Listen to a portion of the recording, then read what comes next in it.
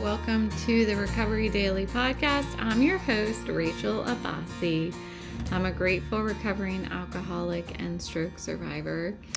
And today I wanted to talk about the gifts of recovery. And this is what my morning meeting was about this morning, my 8 o'clock meeting, my new meeting. And I thought this was just a really good topic for me because one of the things that I learned from last month's Reads and Recovery book for our podcast community was identity theft. And one thing that she said in the book was really giving ourselves permission to be happier post-stroke than we were pre-stroke. And I honestly have not felt happier. I felt like my job was what made me happy. And I felt like success in that way made me happy. And as I pull away from that idea because I don't have a choice, I'm starting to look at what happiness looks like for me now. So it's really a nice it's a nice thing to think about today. So I'm going to start off by talking about something that I'm more familiar with, which is the gifts of sobriety. And then I'm going to shift over to the gifts of stroke recovery. And we'll see where it goes. So I wrote a list of things that are better now in sobriety than they were when I was drinking. And you can imagine the list goes on and on. So number one, and I'm not going to list these numbers. You know, I don't like to list in numbers, but the first one is my relationships are stronger. I am a better daughter, I think. I mean, maybe it's debatable to my parents, but I feel like a better daughter. I feel like I am more present and I'm less self-centered and am really listening and understanding my parents. In sobriety, I have seen much more clearly what I put my parents through throughout my life. And I'm really grateful that I have had that kind of clarity. And I'm a better sister for sure. I was never the one that people went to. I was the one that went to my siblings for help. And as I've been sober, I have had several instances where my brother and sister have come to me. And there are few things that are better than knowing that my siblings reached out to me and felt like I had something I could give them to make things better for them. So that's amazing.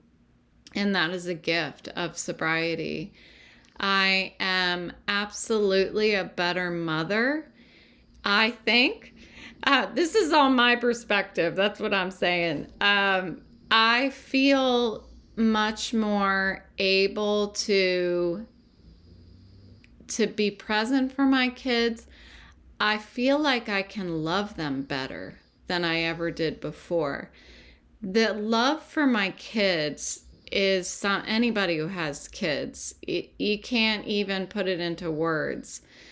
And to imagine that when I was drinking, I loved them, to infinity and beyond, to the moon, like they say these days.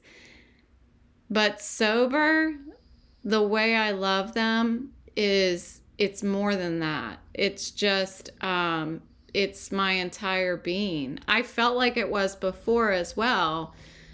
But it's just deeper. I can feel deeper. It's not that my love is different. It's just that it travels deeper within me because I'm no longer numbing a level inside of me. So those emotions run deep, which is why sometimes getting sober is so well, all the time getting sober is difficult because we are opening ourselves up to feel things that we were trying to drown with alcohol and not feel. But guess what? If the bad stuff feels worse because we remove the drink, it allows us to actually take action to make it better, the way that humans are supposed to confront these kinds of problems. But that pain, you feel it more, but happiness and love and joy and serenity, you feel that deeper too. So this is absolutely a gift of sobriety, and it allows me to be a better friend, a better family member, a better dog owner. Oh, you want to see my puppies? There's Autumn. We call her Ottoman sometimes. I think my daughter started that. Actually, my daughter is the one who initiated all of these nicknames. And there is Boris. We call him Bobes. So there they are. They're napping. So they won't disrupt us. Maybe. I mean, if the Amazon person comes, game over. And we're having somebody come and look at our air conditioning as well. So prediction, if they come, we're going to have loud barking in the room. But okay, we're moving on. So I'm a better dog owner, and my puppies are much happier. And I know that for sure because when I was drinking, I didn't know how to train my dog, and I didn't have the patience to try. So I had a dog named Evie, and she was a coonhound beagle, sweetest thing, but she would stand in the window and bark at paper bags or plastic bags flying by or whatever is happening, a leaf flying by. She would bark at anything. And when I took her outside on a leash, which rarely happened, because why would I do that? There's no alcohol out there on the street walking my dog. So I rarely took her out on a leash. She would pull, and she would pull so much that she would choke herself. And it was just, and so there was one night that I was drinking and I passed out, and I accidentally left her outside in the pouring down rain all night long. And when I got up in the morning, I was looking for her and I couldn't find her. And I was like, oh my God. And I opened the back door, and she came crawling out of this bush that she had been hiding in all night. That makes me really sad.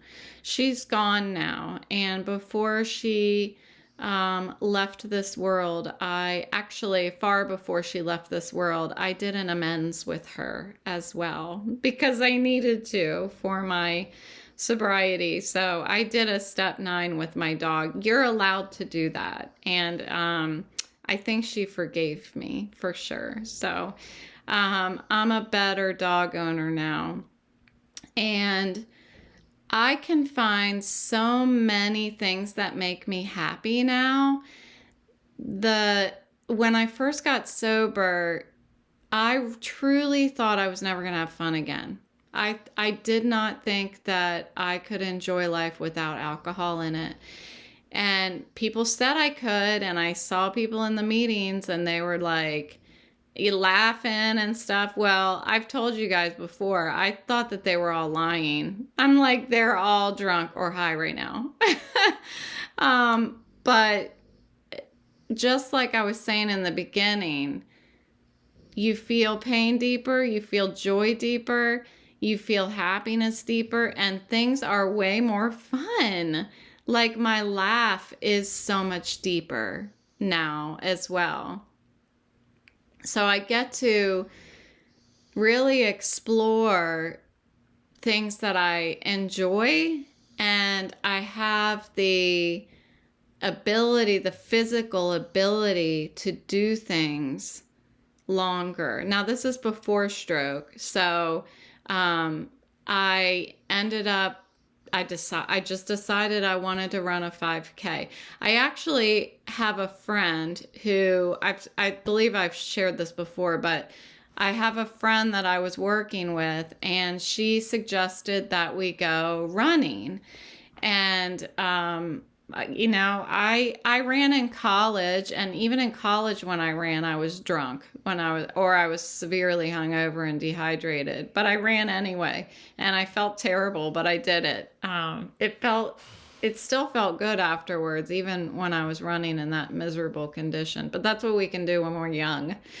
And then so when I got sober and I started going running with my friend, it was really like a minute that I could run, and I was very lightheaded, and I could really I could feel the major physical damage I had done to my body, every part of my body.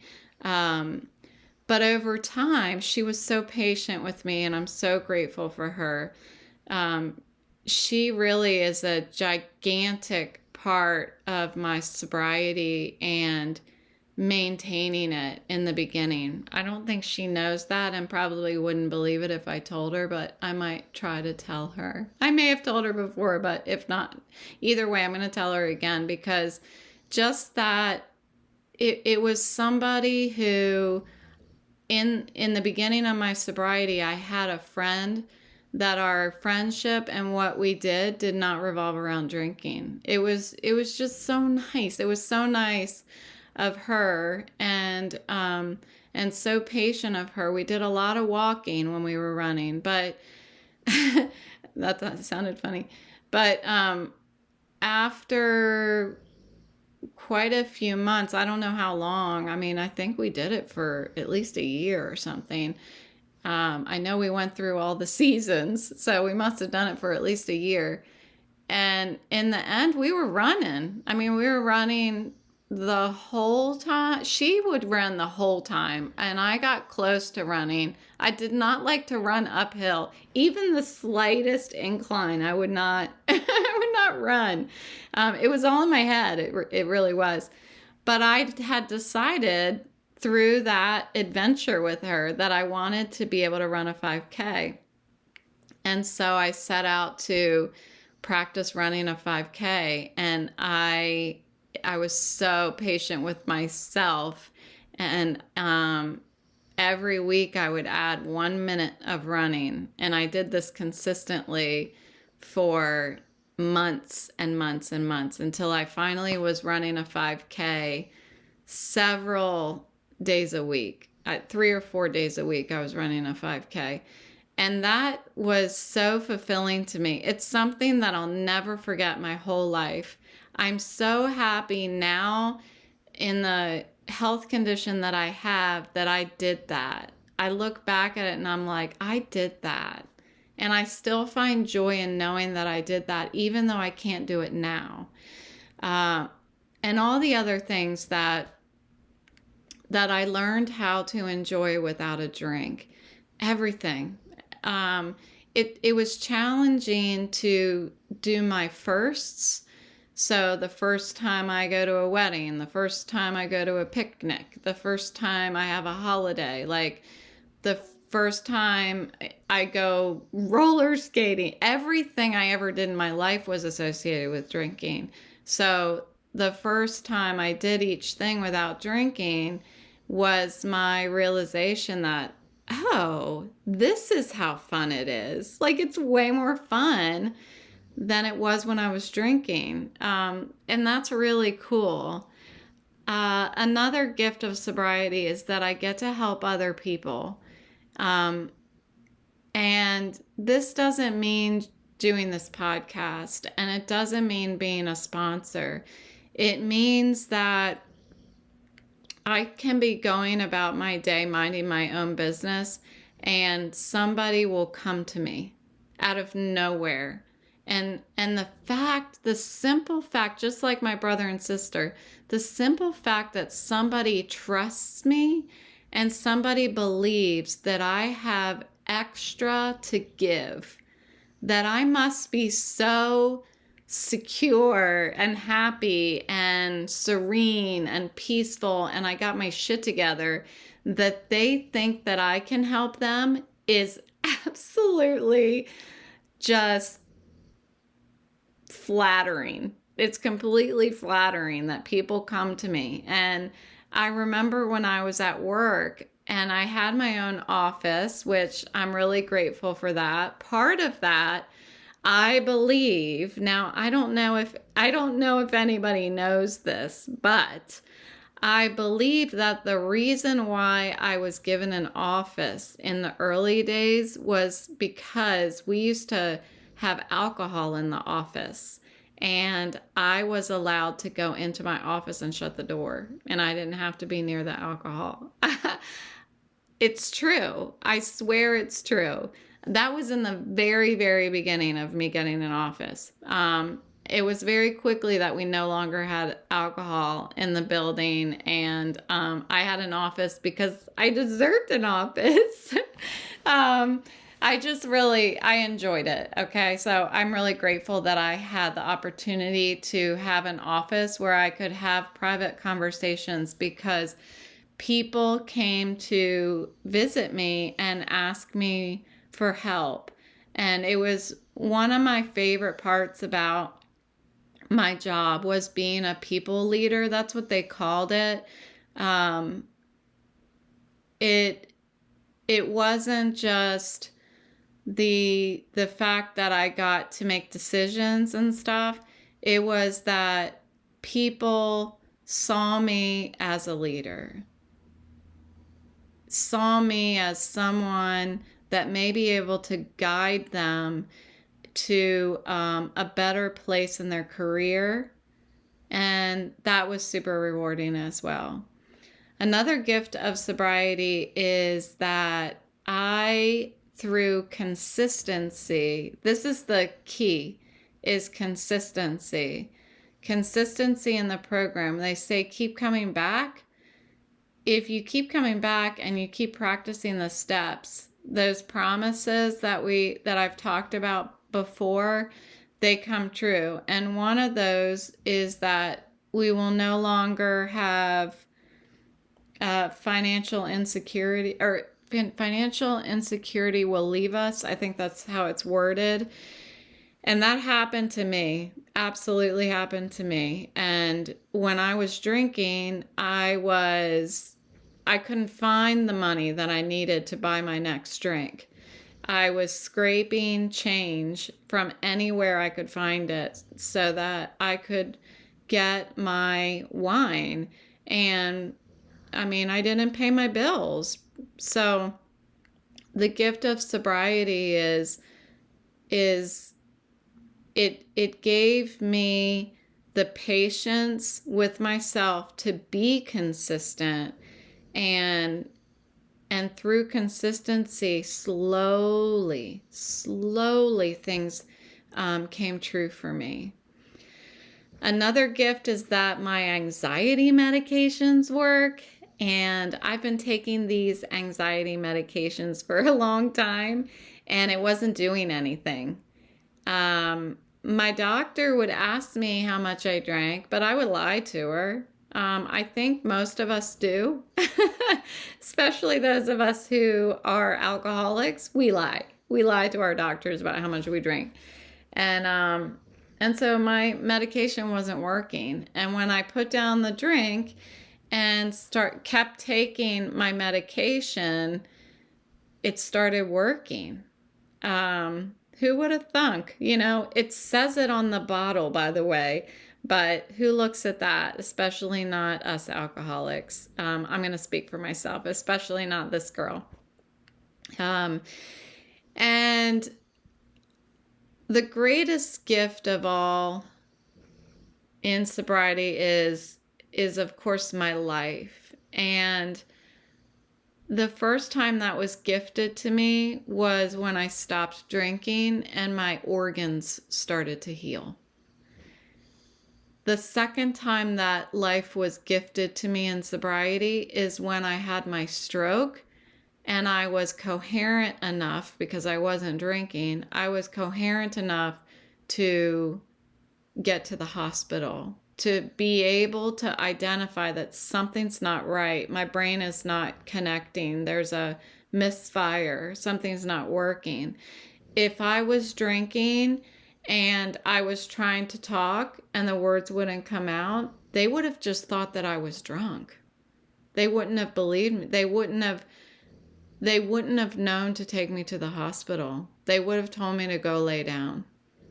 And I would have believed them. I wouldn't have been like, no, I really need to go to the hospital. Because when I had my stroke and I was sober, I didn't think I needed to go to the hospital. It was my son who said, you need to go to the hospital. Meanwhile, my husband, boyfriend at the time, was letting everybody know at work that he needed to leave and take me to the hospital. I had no idea. All I knew was that what I was thinking wasn't coming out of my mouth. And that is one of the dangerous risks of people having a stroke, is that a lot of people lay down and try to rest and think, oh, maybe I just need to rest. And as soon as you do that, things are going to get a lot worse, a lot faster.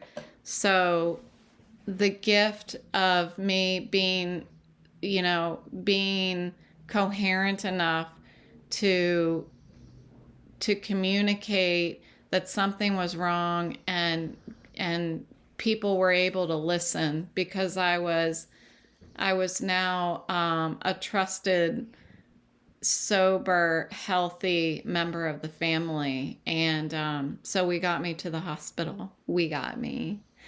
My husband got me to the hospital.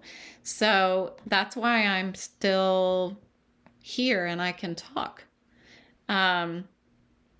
So these are the gifts that I jotted down of sobriety. There's so many more. But I wanted to think about, what are the gifts of my stroke recovery?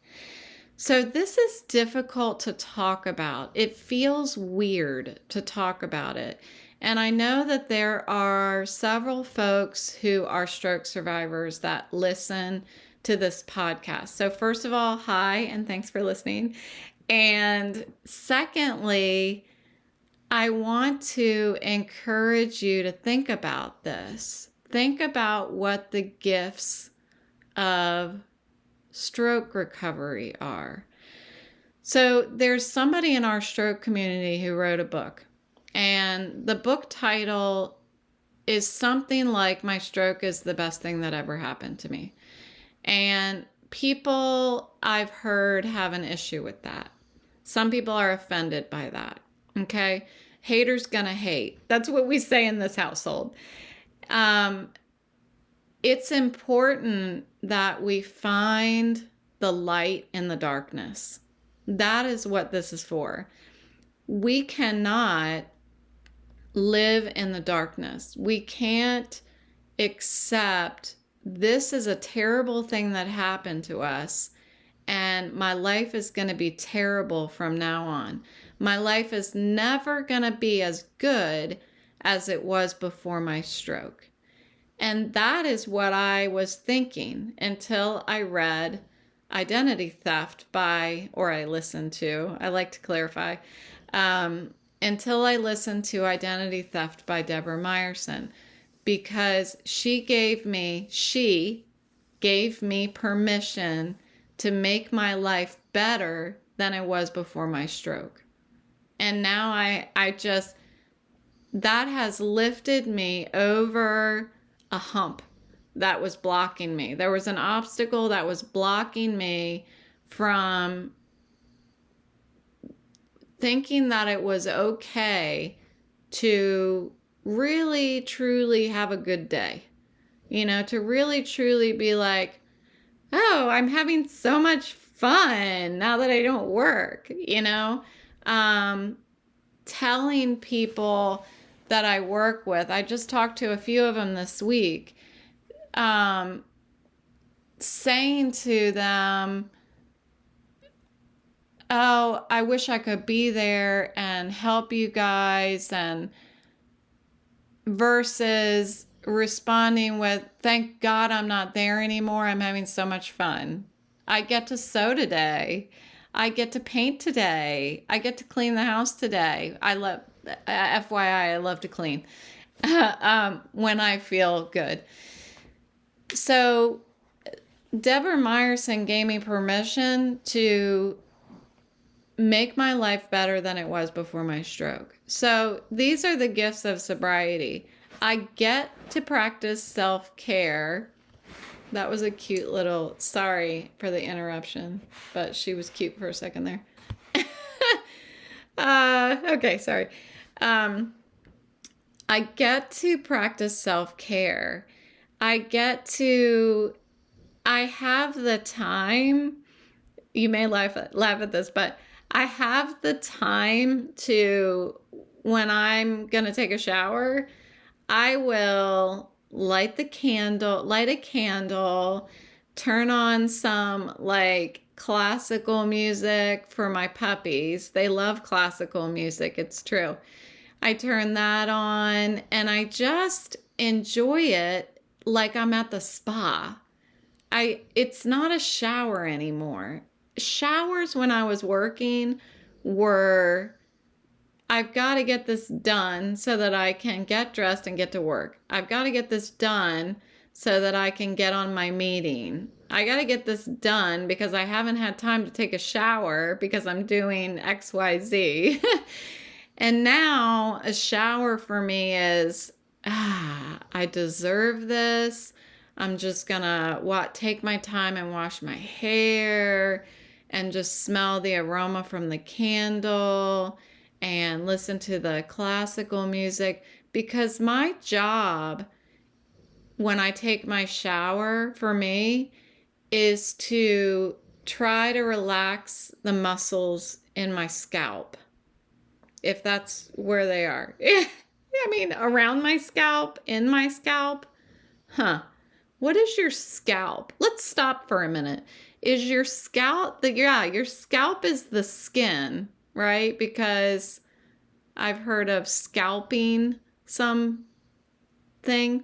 That's the skin. Sorry. I was like, is scalp the bone? No, that's skull. Okay, we're back. We're back live. All right. So to massage my scalp and get those muscles to release and calm my stress and feel as much serenity and peace as I possibly can. It's a break. It's a break from everything.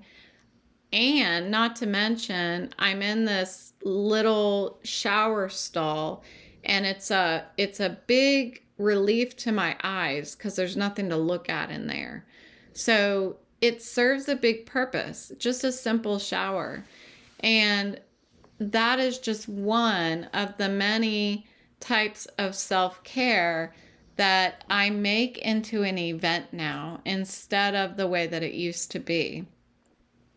I have also, I still get my nails done it seems like it's turning into every 3 weeks. It's usually every 2 weeks.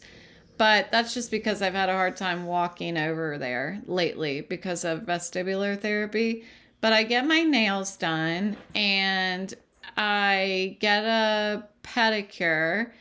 But what I've started doing is skip the pedicure and go next door and get a massage. So I really like massages. And they will also massage my scalp as well. I screwed up this last time because somehow they thought I asked for 30 minutes instead of 60 minutes. So they did not do my scalp, but it was still great. So that's another type of self-care. If it's really nice outside and it's good weather, I will move a chair out there, and I have these dog cots that unfold just like a chair that you would bring on a picnic. And so the two puppies will sit on their cots, and I sit in my chair, and we just sit. We just sit outside.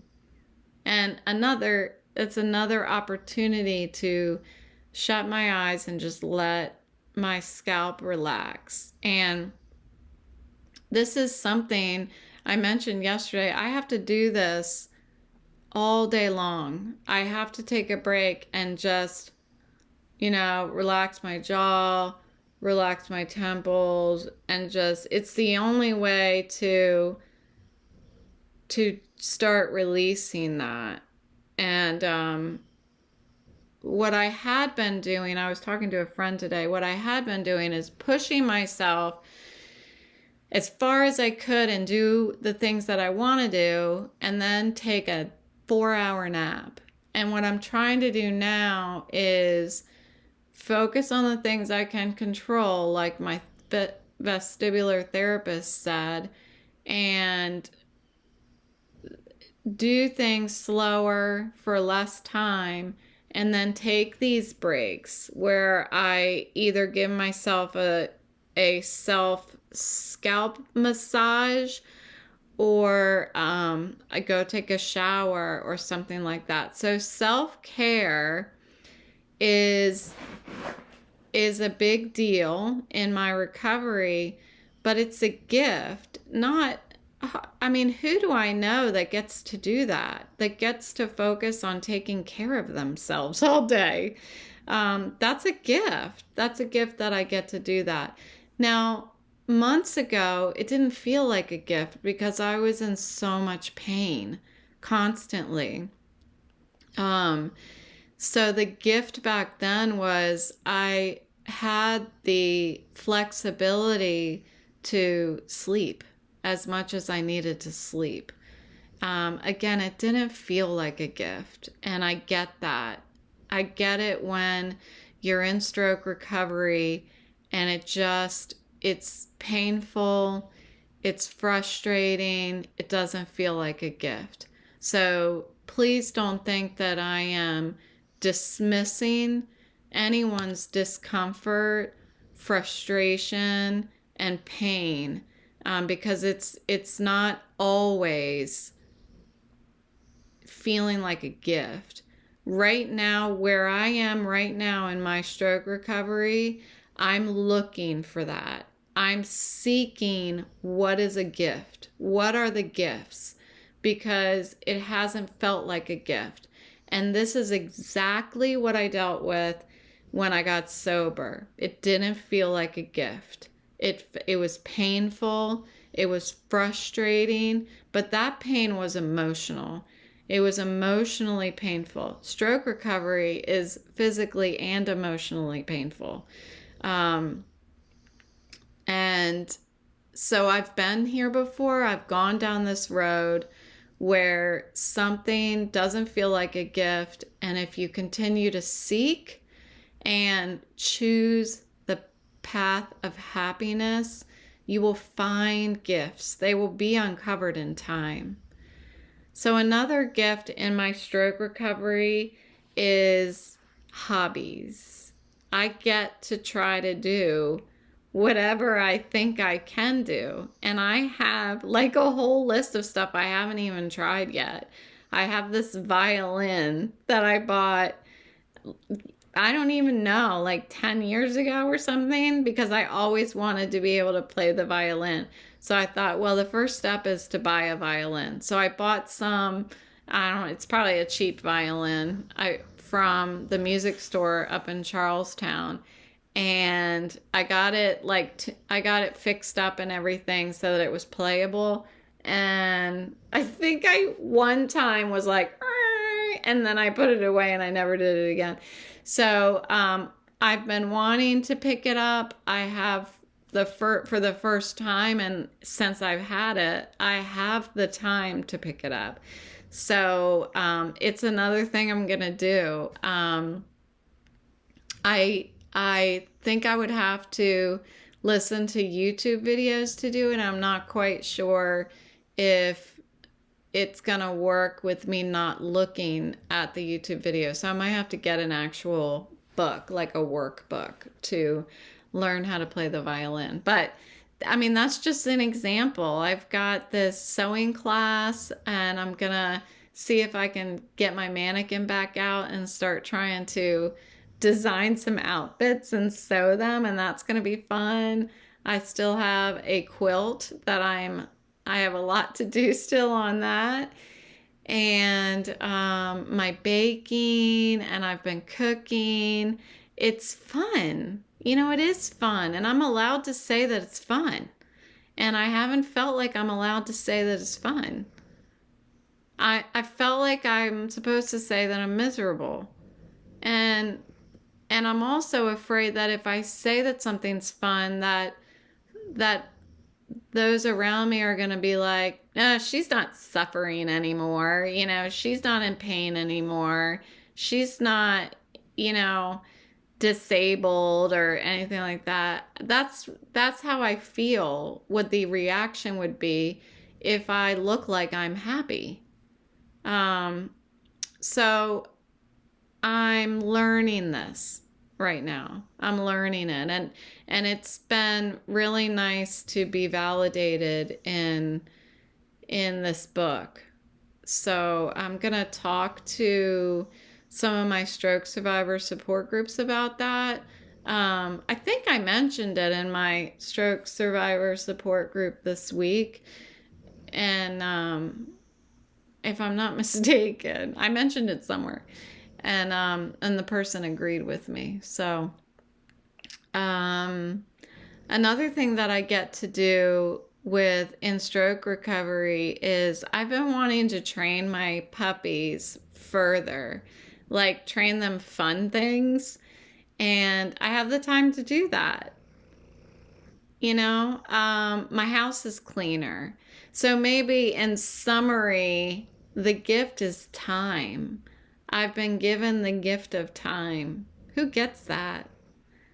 My grandmother used to say when she couldn't sleep, I think my mom told me this. She said that God is just giving her more time to enjoy life when she couldn't sleep. And that always stuck with me.